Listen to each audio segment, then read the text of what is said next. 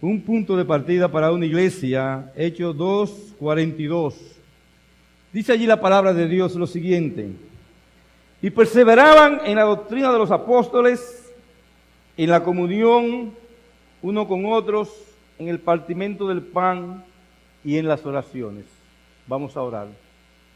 Te damos gracias, Señor, por tus misericordias, son nuevas cada mañana, Señor. Te damos gracias por tus bendiciones. La iglesia, Señor, como cantábamos, va a permanecer. Por encima de todas las cosas, esas son las promesas que tú tienes para nosotros. Ahora te pedimos, oh Dios, que tú derrames tus bendiciones en nosotros en esta mañana y con sencillez, Señor, nos enseñe dónde debemos permanecer y seguir hacia adelante. Bendice, Señor, a tu siervo, perdona sus pecados, sus corrupciones. Bendice a cada hermano que está escuchando tu palabra. Te lo pedimos, Señor, en el nombre de Jesús. Amén. ¿Quién conoce o una película, un libro que se llama El túnel del tiempo, o El carro del futuro, o algo que se traslade a través del tiempo? O sea, todos conocemos de eso. No vayamos ahora a decir que no. No, todos hemos visto de alguna manera o El carro del futuro, o La máquina del tiempo, o El túnel del tiempo. Bueno, vamos a montarnos en cualquiera de esos vehículos en esta mañana y vamos a viajar por el túnel del tiempo, por un carro del tiempo, como usted quiera, por un momento. Y vamos a trasladarnos a la ciudad de Jerusalén 2000 años atrás. Vamos a llegar allá. En ese tiempo, los líderes religiosos de Israel y los líderes militares de Roma habían condenado a Cristo a morir en la cruz. Y lo mataron en la cruz. Por la traición de Judas, como fuera, lo mataron al Señor. Pero tal como el Señor lo había enseñado a sus discípulos, el Señor resucitó al tercer día. Después de los 40 días, justo antes de ascender a los cielos, de donde había venido, les dijo a sus discípulos que subieran a Jerusalén a esperar el Espíritu Santo prometido.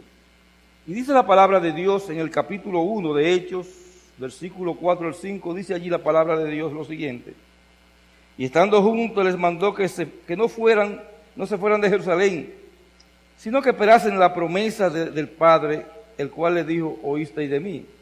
Porque Juan ciertamente bautizó con agua, mas vosotros seréis bautizados con el Espíritu Santo dentro de no muchos días.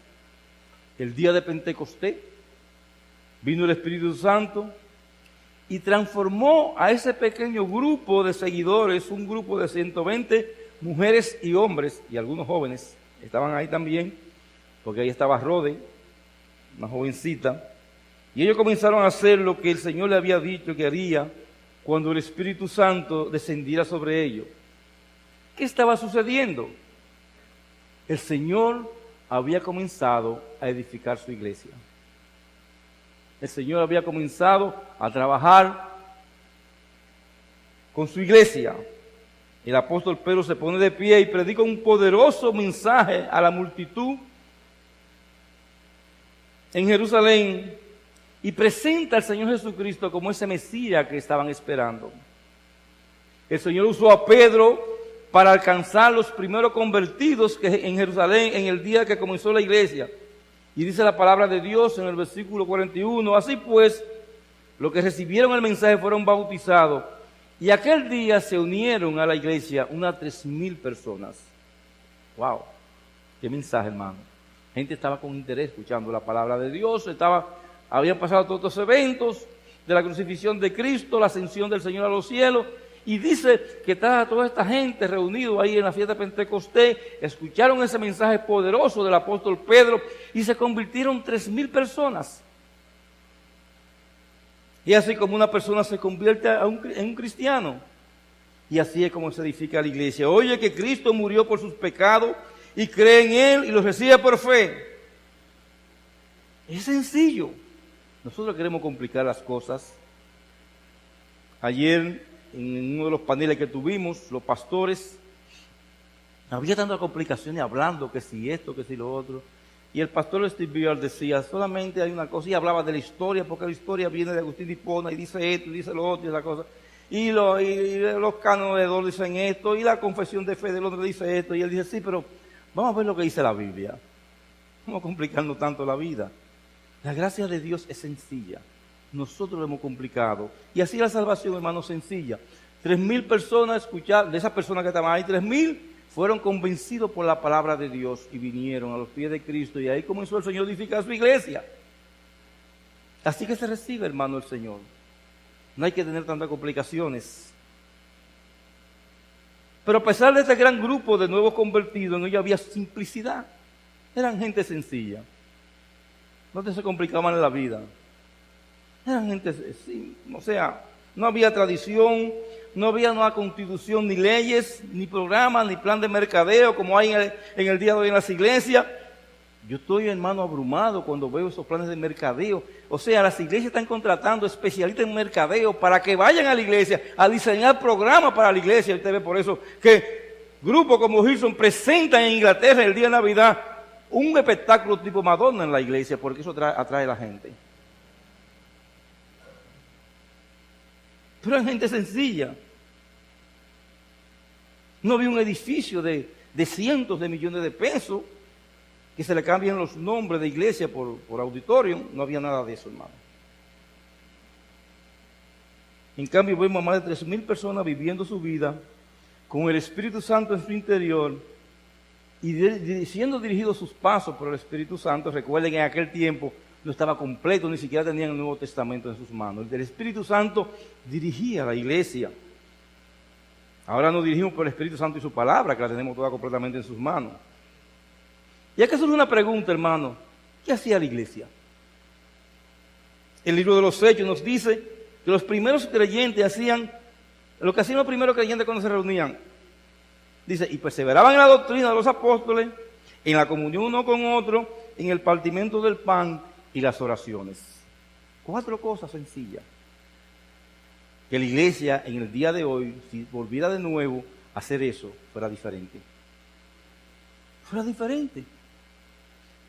En este versículo tenemos el punto de partida para la iglesia que se inició después de este mensaje del apóstol Pedro en Pentecostés, y es el punto de partida para cualquier iglesia, hermano. Un punto de partida sencillo, sin complicaciones. No estaban ni los agustinianos ni los tomistas, ni los calvinistas ni los arminianos. Estaban sencillamente los hombres de Dios y las mujeres de Dios viviendo conforme a la palabra de Dios. Y este versículo debe ser el punto de partida de revisión de cualquier iglesia, como decíamos. Y este es el punto de partida que debemos tener nosotros al comenzar este año 2016. Y sería bueno que nosotros recordáramos este versículo todos los días de este año que acabamos de iniciarnos. Algo sencillo. Apréndaselo de memoria, hermano.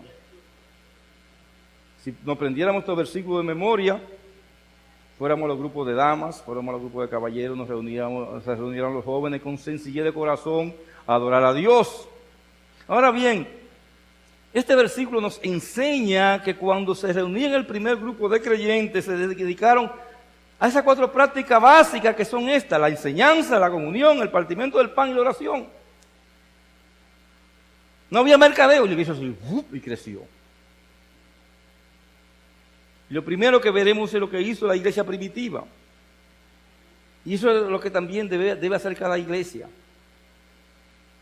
Número 1, para que una iglesia sea la clase de la iglesia que Jesús prometió edificar, tiene que haber enseñanza. Es una realidad. Ahora bien, enseñando lo mismo que simplemente hablar o dar una charla motivadora, como se está haciendo en muchas iglesias en el día de hoy. Ve a mi iglesia que hay una charla motivadora. No, ve a la iglesia porque se está predicando la palabra de Dios. No es hacer un devocional positivo. Aquí se nos habla qué clase de enseñanza, a qué clase de enseñanza qué clase de enseñanza estaban predicando los primeros discípulos. Ellos se entregaron a la enseñanza de los apóstoles. No fueron a otro lugar. El texto que nosotros utilizamos como texto en nuestro logo de nuestra iglesia es Efesios capítulo 2, versículo 20. ¿Qué dice allí la palabra de Dios en este texto?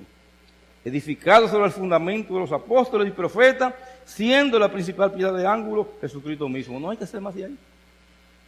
Edificando sobre los fundamentos de los apóstoles, sobre Cristo, y sobre, dijeron los profetas. Y esta enseñanza de lo que se habla está en toda la palabra de Dios.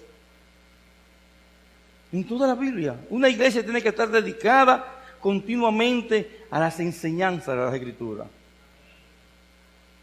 El enseñar la verdad de Dios le da a la iglesia profundas raíces que brindan alimento y estabilidad. Lo que brinda estabilidad a un árbol, hermano, lo que brinda vida a un árbol son las raíces, inicialmente.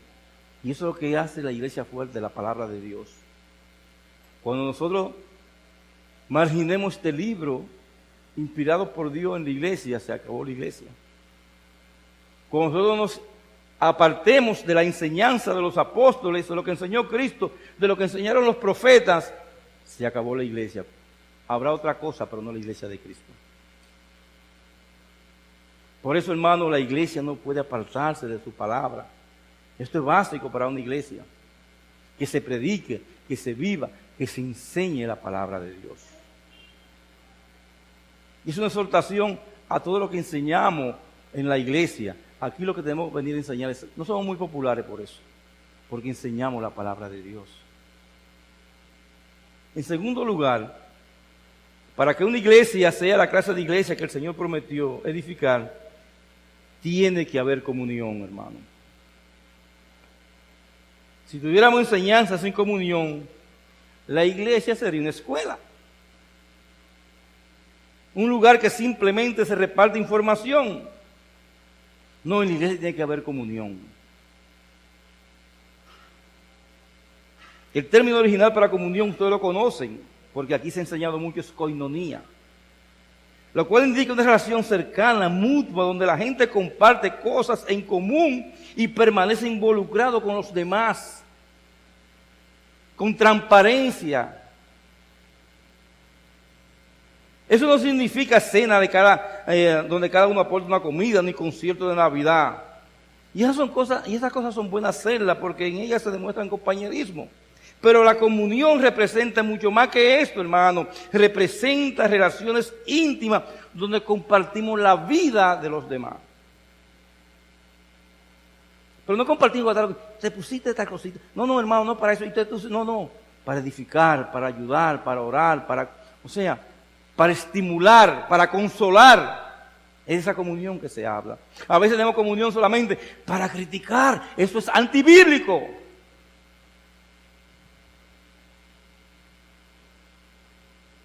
Tenemos comunión para edificarnos, hermano, para amarnos.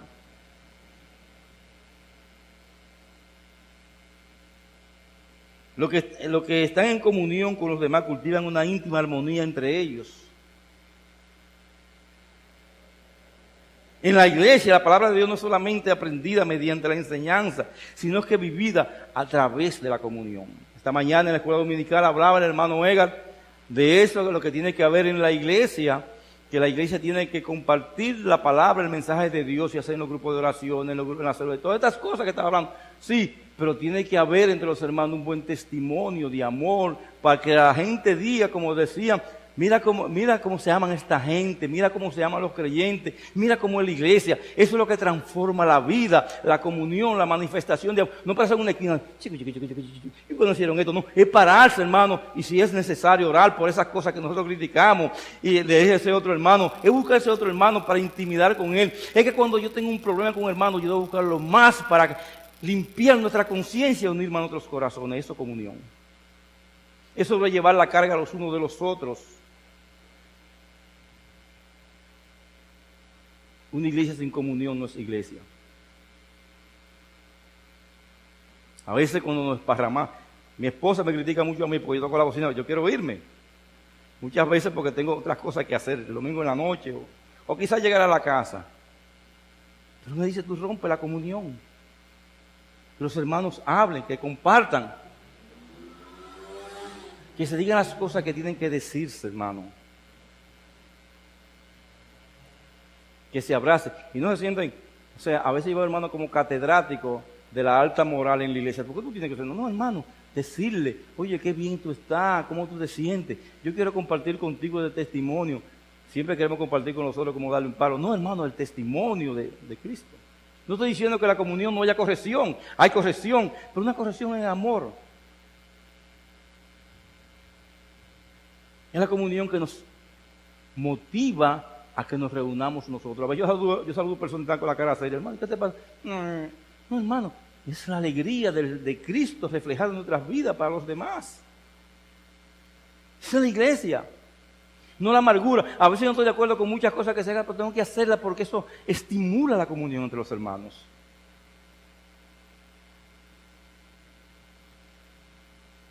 Y eso es lo que debemos buscar en una iglesia, que tenga enseñanza de la palabra de Dios, pero que se manifieste esa enseñanza con una comunión íntima entre nosotros. Y no hablar de más, hablar lo correcto. Tercer lugar, para que una iglesia sea la clase de iglesia que el Señor prometió edificar, tiene que haber obediencia a las ordenanzas del Señor. Tiene que haber obediencia a la ordenanza del Señor. Dice el texto, partían el pan. Hay dos ordenanzas para los creyentes. ¿Cuáles son? Bautismo y la Santa Cena. Y aquí se refiere al partimiento del pan o a la cena del Señor. Y dado que el versículo 41 de este mismo capítulo 2 nos menciona el bautismo justo antes de hablar del partimiento del pan, entendemos que la iglesia primitiva se entregaba a los dos mandatos del Señor, el bautismo y la Santa Cena. El primero representa nuestra conversión a Cristo, o sea, cuando nos sumergimos en el agua, decimos yo morí al mundo y vine a vivir con Cristo. Y el segundo representa, hermano, la comunión con Él. A veces yo me entristezco cuando hermanos dejan de venir. ¿Qué es Santa Cena? Pues es la comunión, es la obediencia al mandamiento del Señor. No, lo que hay es Santa Cena en la iglesia hoy. Oye, pero eso no lo menosprecie. Que vamos a recordar el cuerpo partido de Cristo y su sangre derramada. Esta iglesia tenía ese culto de comunión, era un culto de amor. En los Corintios después lo corrompieron. Comenzaron a hacer muchísimas cosas que no se hacían en la cena del Señor. Pero era un culto de comunión, un culto de amor, donde los hermanos confesaban sus pecados, se confesaban sus pecados entre ellos, lloraban delante de Dios, manifestaban esa comunión que hablamos en el momento anterior. Se bautizaban dando testimonio de la obra de Cristo en su vida, pero también, hermanos, tenían esa comunión entre ellos, que lo llevaba a este momento de partir el pan y de glorificar a Dios. Hermano, los cultos nuestros no son inventados. Podemos tener algunas fallas en ellos, pero es queriendo cumplir lo que Dios ha establecido en la palabra. Las reuniones de célula no son inventadas, es porque Dios manda que eso es bueno. Las reuniones de damas no son inventadas, es porque es bueno, hermano, porque tenemos comunión y esa comunión nos lleva a otra comunión mejor. Le voy a decir una cosa, hermano, cuando tenemos esas reuniones y hablamos entre nosotros y nos perdonamos, cuando venimos a la Santa Cena a obedecer ese mandamiento, venimos como a libertad. ¿Por qué? Porque estamos limpios, yo no tengo problema con el hermano, porque hemos hablado, porque hemos compartido. Porque nos hemos edificado junto con la palabra de Dios. En cuarto lugar, para que una iglesia sea la clase de iglesia que el Señor prometió edificar, tiene que haber oración. Ellos se entregaban, dice la palabra de Dios, a la oración. Y aquí no está hablando de oración individual, esa es obligatoria. Aquí está hablando de oración corporativa. A veces tenemos nosotros problemas porque no hay hombres que oren en la iglesia en los miércoles en el tiempo de oración. Todos los hombres y todas las mujeres de la iglesia estaban en ese tiempo de comunión, venían a la oración. Como un cuerpo de creyentes pasaban tiempo adorando al Señor, confesando sus pecados, intercediendo por los demás, pidiendo a Dios que proveyera y agradeciéndole sus bendiciones, tal como Jesús le había enseñado a orar. Para eso venimos aquí al culto de oración, para orar por el hermano enfermo, para pedir por la extensión del reino, para pedir la provisión del Señor, para darle gracias al Señor. Eso es algo, hermano, que es vital para una iglesia. Y no venir y quedarme allá abajo, como se quedan muchos hermanos. No es subir y para venir a estar junto con el hermano y después pasar ese tiempo de oración.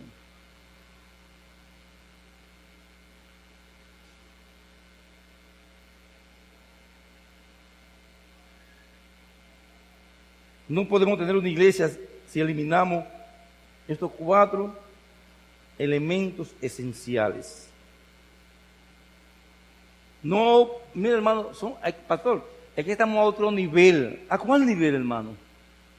No, es que ya yo sé del derramamiento y comenzamos a hablar de una serie de terminología. No, hermano, sencillez. No estoy obviando el conocimiento, para eso nos estamos preparando, hermano. Pero estos elementos son básicos en una iglesia.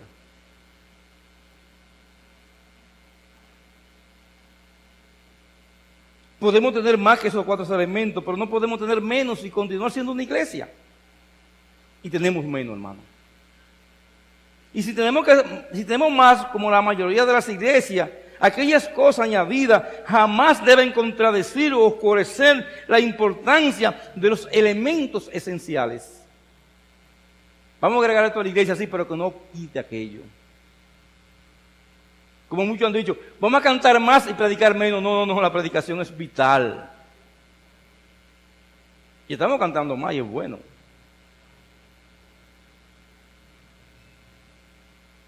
Cuando sí lo hacen es decir, cuando agregan cosas que no están en la palabra de Dios para complacer a la gente, ahí mismo comienza la destrucción de la verdadera iglesia que Cristo edifica. Bueno, pastor, vamos a poner una peliculita en medio del culto. Digo, yo me quedé sorprendido leyendo en algún lugar que tienen lucha libre entre los diáconos y los pastores en el día del culto para ver quién gana. Y eso están haciendo en el día de hoy porque eso atrae a la gente. No vamos a cantar los 5 himnos que dirigen los hermanos con corazón, con devoción a Dios, con alabanza a Dios, y vamos a predicar la palabra de Dios. Esta iglesia que comenzó en Jerusalén, dirigida y fortalecida por el Espíritu Santo al obrar, y controlar sus vidas, podemos ver que allí había integridad, confianza, gozo, seguridad, unidad, generosidad, compasión, armonía, estabilidad. Y por supuesto, y esto es solo para nombrar unas pocas cosas, haciendo solamente esas 4 cosas, esta iglesia estaba funcionando. Y lo decimos porque miren lo que dicen los versículos 46 y 47 del capítulo 2. Dice, perseveraban unánime cada día en el templo, y partiendo el pan en las casas comían junto con alegría y sencillez de corazón, alabando a Dios y teniendo el favor con todo el pueblo. ¿Y qué pasaba? Aparte que tenían el favor de todo el pueblo, la gente decía, no, hay una iglesia que ama a Dios, que se reúne para adorar a Dios. Dice la palabra de Dios, y el Señor añadía cada día a la iglesia lo que habían de ser salvos. 4 cosas estaban haciendo y la iglesia se multiplicó en más de 15,000 personas en poco tiempo. Sencillez. A pesar de la intensa oposición y persecución, y a veces debido a ello mismo, porque hubo problemas en la iglesia con el repartimiento del pan, Cristo continuó edificando su iglesia. El crecimiento siguió en aumento, tal como lo había prometido Jesús. Y las puertas del Hades no prevalecieron contra ella, ni van a prevalecer como cantábamos. La iglesia se moverá cuando haga la cosa que Dios ha ordenado. ¿Y por qué, hermanos, sabemos que la iglesia, si cumple estas cosas, va a seguir hacia adelante y va a hacer la obra que Dios le mandó a hacer? Porque el que está con nosotros es mayor que el que está en el mundo. Por eso, hermano. Y aquí quiero traer 3 principios que debemos tomar aquí a la luz de estas enseñanzas. Pueden ser aplicaciones, pero un punto más. A la luz de lo que acabamos de ver, quisiera traer 3 principios que creo que toda iglesia tendría que examinar y aplicar en ella, y nosotros también. Primer principio, hermano, pensemos espiritualmente. Pensemos espiritualmente. No importa lo bien que pueda organizarse nuestra iglesia. Para esto tenemos que darle prioridad al pensamiento bíblico en vez del pensamiento secular. Nosotros vimos lo que estaba presente en esta iglesia de Jerusalén en su comienzo. Pero quiero decirle lo que no había allí. No había una estructura secular para atraer a las personas. ¿Usted sabe qué es lo que tiene que traer a la gente, a la iglesia? El testimonio de Cristo, la predicación de la palabra. No había una estructura para atraer a las personas a la iglesia. En segundo lugar, no había un gurú que era el único que lo sabía todo. Hay iglesias que tienen... No, eso hay gente que... No, era un consenso, era una aplicación, era entre todos. En esta iglesia no había maniobras personales para ganar un puesto.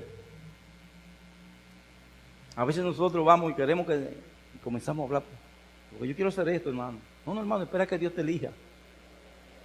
En su tiempo. No habían luchas financieras. Es bueno, pues aquí no hay luchas financieras porque aquí no hay cuarto. O pretensiones ministeriales.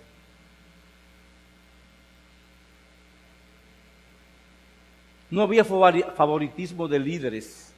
Yo soy de Pedro, yo soy de Pablo, yo soy de este, yo soy de Huaca, yo soy... No, hermano. Había una iglesia que reconocía a sus líderes, pero ya eran hombres.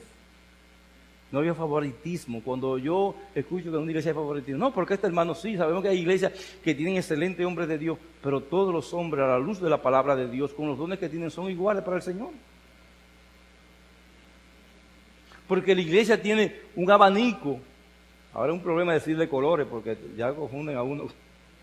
Pero tiene un abanico de trabajo, de cosas, donde todos los hombres, cada uno del cuerpo de Cristo, hermano, tiene una función, es importante para Dios.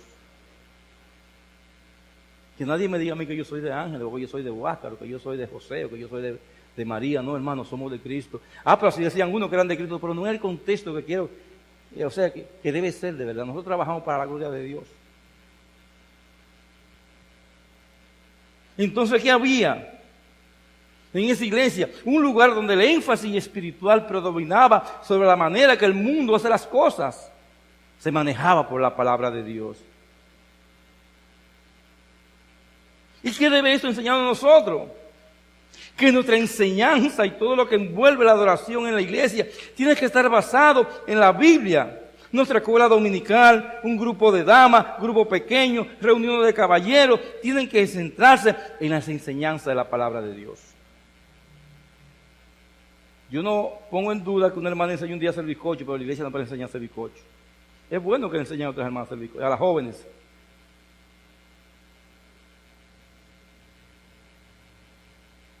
Pero debemos dar todo, hermano, todo lo que se haga. Todos los grupos tienen que estar centrados en la palabra de Dios.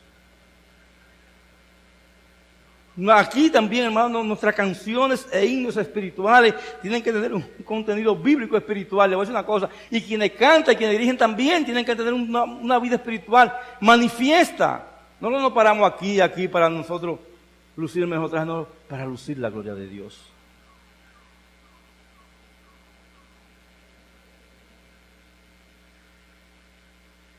Hermano, lo que cantamos nosotros.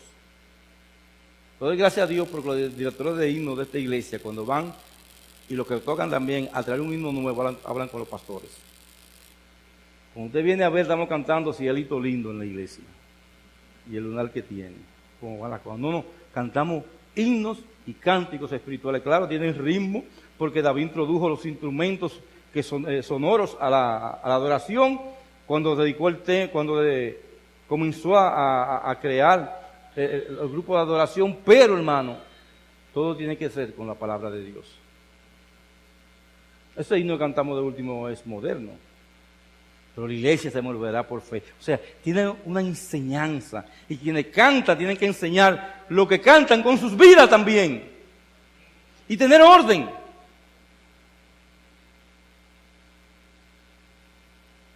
Y manifestar. En Tito dice que las ancianas enseñen a las jóvenes a vestir piadosamente. Y la idea que da en este texto es que las hermanas deben enseñar a las más jóvenes a vestirse con la dignidad que se vestía un sacerdote cuando entraba al templo a adorar. Propineso de la palabra. Hermano, no venimos a exhibir venimos a exhibir la gloria de Dios en nuestras vidas. Y pregúntale a los maestros y los que dirigen aquí, nos reunimos con ellos y decirles, hermano, tú representas la gloria de Dios. Y se suben con dignidad. Ah, pastor, pero el hábito no hacia el monje, no, pero lo identifica. Usted sabe que un monje es un monje por el hábito que usa. El creyente, hermano, tiene que ser diferente. Nuestra consejería tiene que derivarse de las escrituras, no de los psicólogos, lo que dicen, pero no, de la palabra de Dios. Nuestras relaciones tienen que tener prioridades espirituales donde podamos cada uno confiar en los demás, como decíamos al principio. ¿Y por qué tenemos que hacerlo así? Porque la iglesia es una entidad espiritual donde Jesucristo es la cabeza y es quien dirige la iglesia a través de su palabra y del Espíritu Santo. Por eso. Segundo principio que derivamos aquí en este punto, hermano. Las decisiones que tome la iglesia tienen que originarse en la palabra de Dios y no en opiniones humanas. Repito, las decisiones que tome la iglesia tienen que originarse en la palabra de Dios y no en opiniones humanas. Y lo que estamos diciendo es que seamos bíblicos en todo lo que hagamos en la iglesia. La palabra de Dios tiene que ser la guía de la iglesia, ella es la que da forma a nuestro pensamiento actual. Y cualquier planteamiento para el futuro, al darnos principios que podamos entender y creer y aplicar conforme a la palabra de Dios.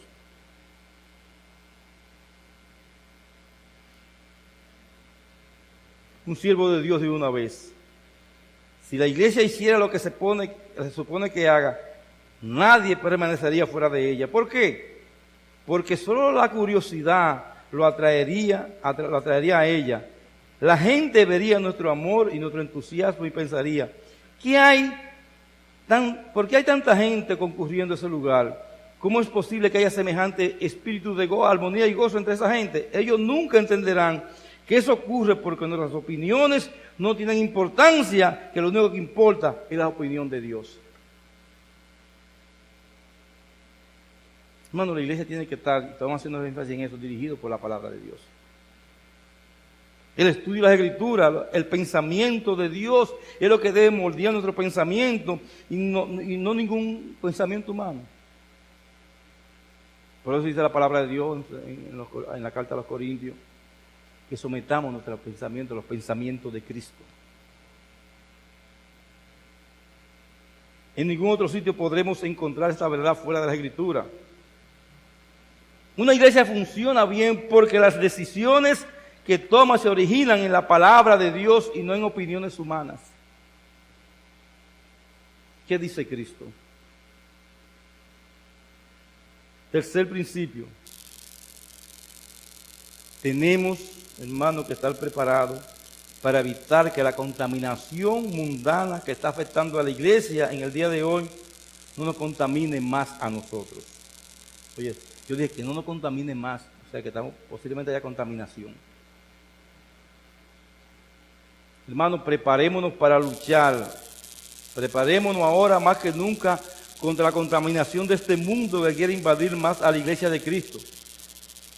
Hoy más que nunca debemos pensar lo que dice Romanos capítulo 12, versículo 1 al 2, y lo voy a leer en la versión de las Américas, que dice: por consiguiente, hermanos, os ruego por la misericordia de Dios que presentéis vuestro cuerpo como sacrificio vivo y santo, aceptable a Dios, que es vuestro culto racional. Nuestro cuerpo, hermano, no está diciendo, no, nuestro cuerpo tenemos que vestirlo con honra. Nuestro cuerpo no puede ser moldeado por el mundo, nosotros debemos moldear el mundo. Y no adaptéis a este mundo, sino transformados mediante la renovación de vuestra mente, para que verificáis cuál es la voluntad de Dios, lo que es bueno, aceptable y perfecto delante de Dios. ¿Sabes qué quiere decirme eso, hermano? A mí como hombre y a ti como mujer. que cuando vengo a la iglesia o hago aquí el parte como creyente, tengo que pararme en el espejo a ver si mi cuerpo, lo que yo hago, hermano, con mi vida externa, manifiesta lo que hay en mi corazón.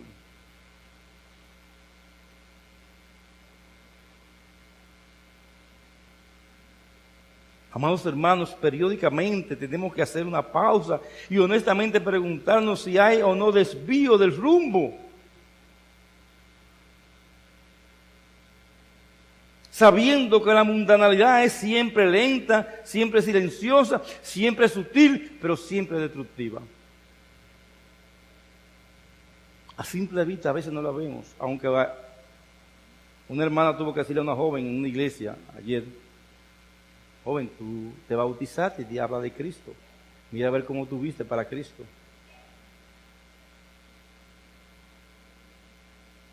A simple vista no vemos, hermano, la mundanalidad. Por eso se requiere una mentalidad aguda y disciplinada para detectarla y una acción decidida y deliberada para detenerla. Y eso lo digo a las jóvenes principalmente. Tenemos que tener cuidado, hermano.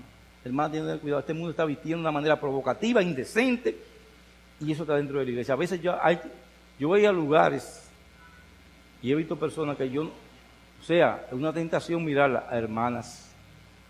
Es un problema mirarlo. Somos diferentes, hermano.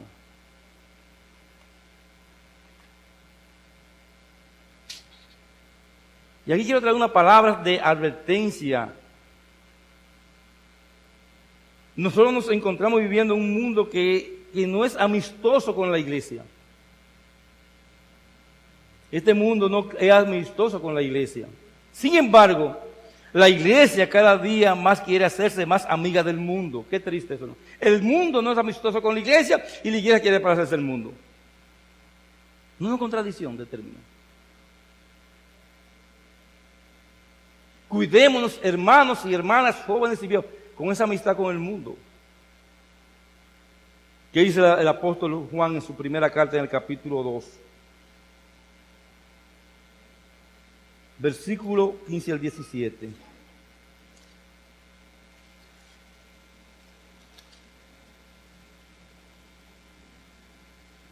No améis al mundo ni las cosas que están en el mundo. Mira lo que dice, hermano, este texto. Si alguno ama el mundo, el amor del Padre no está en él. Si usted ama esa mundanalidad, esa pecaminosidad, dice que el amor del Padre no está en usted. Lo dice aquí, ¿verdad?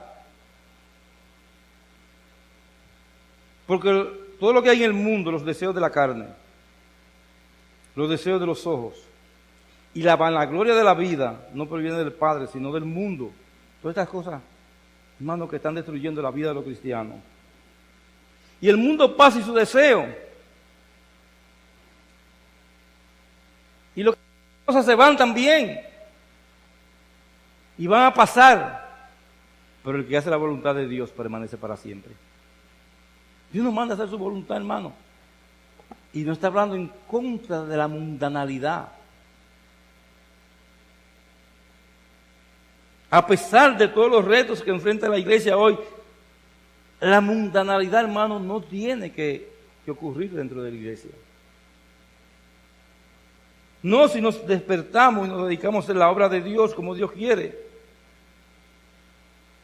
Es el momento de revisar si rasgos de mundanalidad están afectando nuestra vida como creyentes. Y si es así, dile al Señor en este año que recién comienza: Señor, dame el valor y la fuerza suficiente para luchar contra ese mal que quiere arropar mi vida.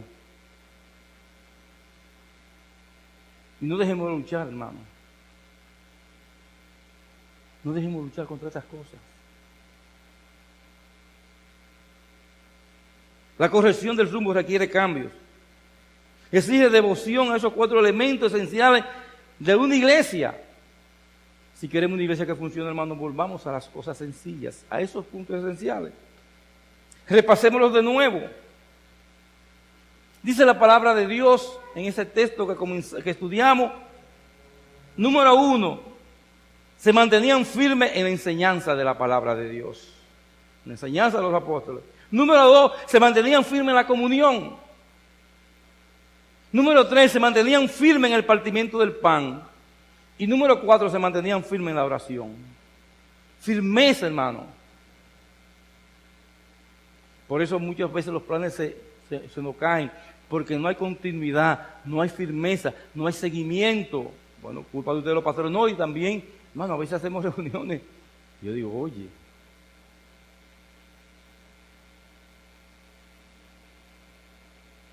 ¿habrán dificultades para cumplir estos requisitos? Sí, hermano, sí que la habrán. Pero mire cómo comienza el versículo 42 de Hechos 2. Se mantenían firmes en 4 cosas y la iglesia transformó el mundo. Esa es la clave, hermano, mantenernos firmes. Mantenernos firmes porque las cosas que vienen en estos tiempos son mucho más difíciles que las que hemos vivido ya. Los jóvenes tendrán que enfrentar más dificultades en sus universidades. Me decían mis hijos, cuando estaban en la universidad, hace un tiempo ya, papi, tú no sabes cómo están las cosas. Tú crees que uno está, si tú vieras las cosas que pasan en las universidades, papi, y eso aquí en el país, en Estados Unidos peor, cómo las muchachas te ofrecen hacia los preservativos. Mantenernos firmes, hermano, contra eso. Y ahora hay otra cosa también, los homosexuales también están sueltos en las universidades. Eso es lo último. Y la lesbiana. Te van a hacer la vida, van a querer llevarte ese mundo perverso. Tienes que mantenerte firme en las cosas del Señor. Si tomamos estos 4 principios como punto de partida para este año que recién comienza y nos mantenemos firmes en ellos, nada nos podrá separar del amor de Dios que es en Cristo Jesús, Señor nuestro. Pero tenemos que luchar, hermano. Y va a ser una lucha más fuerte. Jóvenes, llegue a prepararte para eso. Si hay una cosa que yo no sé que me gusta mucho predicar, o sea, que hay predicadores que son excelentes. Y quiero hacer lo mejor para Dios. Si Dios te da un ministerio en la iglesia para cantar, o sea, haz lo mejor para Dios. Representa a Dios en lo que tú haces. Te lo digo a ti, joven. Representa a Dios, mantente firme en lo que Dios te ha dado, en el don que Dios te dio. No juegues con eso. Utilízalo para tu gloria. Entonces vamos a tener que comprar ese solar y comprar el otro porque no vamos a caber y buscar cómo diseñar. Pero solamente haciendo estas cosas. No te pases antes de venir para la iglesia 10 horas en el espejo y ningún minuto en la palabra de Dios. Ten comunión con Dios primero y no con tu cuerpo. ¿Oyeron las hermanas? No, nosotros también a veces los hombres. ¿En qué se trata? A veces me da pena que hay más devoción en los idólatras que en nosotros. Yo tenía un tío, o tengo un tío, no se ha muerto, que él para salir por la mañana besaba ese corazón de Jesús que estaba ahí. Y yo no sé quién lo subió más alto, yo no lo alcanzaba y hacía así, besando el corazón de Jesús. Y a veces nosotros no podemos abrir la Biblia, un texto bíblico para salir de nuestra casa. Tienen más devoción que nosotros, hermano. Vamos a volver a los principios sencillos de la palabra de Dios. Y usted verá cuántas bendiciones y cuántos males nos vamos a evitar. Que Dios le bendiga. Vamos orando. Te alabamos, oh Dios, te bendecimos, Señor, y te damos gracias por tus misericordias que son nuevas cada mañana. Tú nos enseñas, Señor, con tu palabra, tantas cosas que se nos olvidan tan fácil, Señor. Ayúdanos, Padre, a perseverar en ellas y glorifícate, Señor. Bendícenos, Padre, Señor. Bendice a tu iglesia, edifica a tu iglesia, Señor. Te lo pedimos en el nombre de Jesús.